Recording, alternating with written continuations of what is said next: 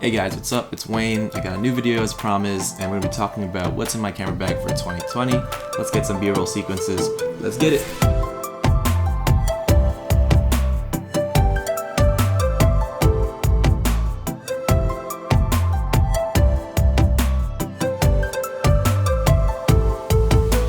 Alright, hopefully you guys enjoyed that little B-roll sequence I made with my camera gear and whatnot. But let's get it started and let's go more in depth in why I decided to choose some of these tools on the go for me when I'm creating content for clients or just doing it out and just shooting for fun.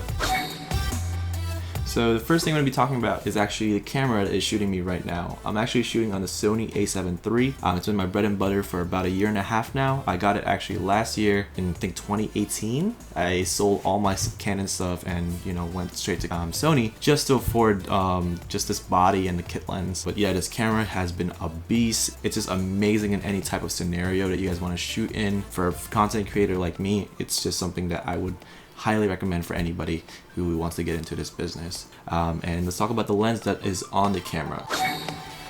I have the Sony 24mm f1.4 G Master. I bought this around summer last year. It's just a really well-rounded lens. It's super sharp. You can shoot some great astrophotography, some really good video. And with the crop mode on the Sony a7 III and any of the a7 line, you can really just use this lens to its max and go to the 36mm f2 look. And I kind of find it as a really clutch feature for this camera slash lens combo that I usually have. We'll get into more of the other camera gear that I have with the Sony a7 III. Cool. This is the Wander Provoke 31 liter backpack. It's a really good backpack. It's sexy. It has some marks here because I use it all the time, but really it's been like 7 months now that I've had this. I've really had no issues with this. Literally everything here has its purpose. On the side of here I would put my DJI Ronin SC. It would fit all my lenses and my camera gear in here, and even a drone. And I can even put some extra clothing up top because it has a top sack or a roll-up sack. I don't know how you would really call it, but I really like how it looks. I dig it. It fits everything, my laptop as well. But for the most part, I love this bag. I plan on getting another one, another colorway, just for probably just for photography use. Maybe the 21 liter, not the 31, because that might be a little bit overkill. But I love this bag. Cool. Alright, so for my next tool that I carry around on my backpack all the time is my laptop and mouse combo. I have the Logitech G502 as my mouse. It's kind of a mix of an MX Master and a gaming mouse. And I have the MSI GS15 as my main editing laptop and gaming laptop. I basically will always game and edit on the go if I'm traveling or whatnot.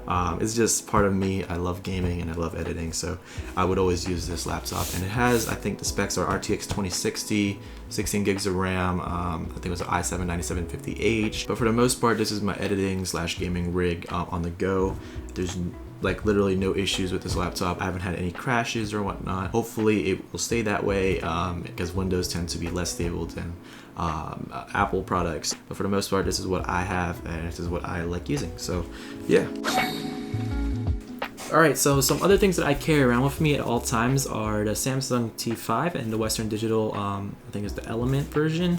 I just know it's a hard disk external hard drive and it's a 1 terabyte, while I have the portable SSD on this guy, the Samsung T5. It's a very common hard drive that everybody has when they're traveling around because it's really hard to break. There's no disk in here and it's super fast. I store everything else from here to my main computer over there, which has like 10 terabytes of storage. This is what I have as my main drives while I'm editing on the go and traveling around, and even using this on my main rig just to go from my laptop to my computer and whatnot. But yeah, these are the guys that I trust the most, and I do plan on adding more while all of these guys fill up to its limit. But yeah, that's these are my drives, and I highly recommend them if anybody wants to get into the external hard drive space. So yeah. Alright, so for my next tool that I bring with me at all times is my 70-200 f2.8 G Master lens. So this is my baby lens. I bring this everywhere I go just for the fact that it takes amazing photos. It compresses the background like crazy, and if you need a cup of joe, this would be the lens. Relax. Have a cup of joe. Oh, shit. I'm just kidding. But yeah, this lens is very sharp. It's very heavy. That's also one thing, but I love bringing it around with a full frame sensor, and this package with it, you just get the most bokeh at the 200 focal length, and I love this lens so much. I plan on using this more when I'm going to Japan and Europe this year. But yeah, I can't wait to use this even more this year and just bring it out the full potential on this guy, because it's still pretty mint. So I gotta wear this down a little bit more. It's cool. Cool. So the other thing that I carry around with me, I have my Rode VideoMic Pro. I actually got this secondhand. I think it was like Facebook Marketplace. It was like 80 bucks. But I do know the new ones cost like $200, I think. But definitely look around and scavenge if you guys want to go for a cheaper Rode VideoMic Pro. I really have no problems with this guy. He's really good for advanced directional audio. The only thing that I guess everybody has concern with this one is that you always have to bring a battery with you, just in case that if it runs out of juice. The other ones, I don't think they need a battery or something like that, or they turn off by itself when the camera turns off. This one you have to turn off by yourself, and every time I have it on my camera, 9 out of 10 I will forget to turn this off and I'll run out of juice, so I have to go grab some new batteries. So yeah, I might upgrade this in the future, but right now I'm content and happy. Alright, so the other things that I have the Gobe ND filters. These are pretty cheap. I think like $50 a pop for an ND filter. I have the ND 1000 on this guy for like daylight, long exposures, and then I have the variable ND filter on this guy. I use these because I'm pretty broke, so I spend more on lenses than actual filters, and I know that's kind of like a bad concept. But I got these really early when I got a lot of my lenses for like my Canons, and they actually fit well with my 24mm 1.4 and some of my friends' Tamron lenses, which also uses the same thread as this guy, which is 67mm.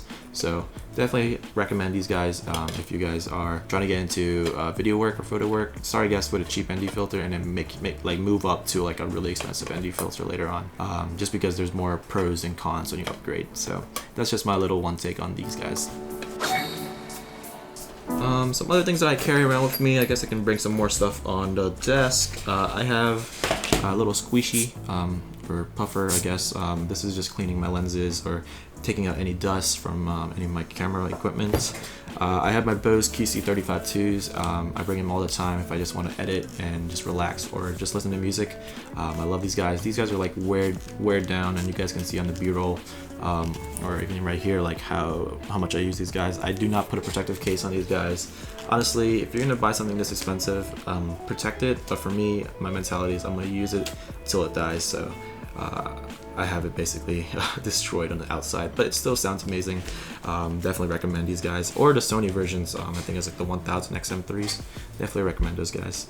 The other thing that I carry around are these SD card racks. I have like 4 of these. I just keep a lot of my SD cards in here.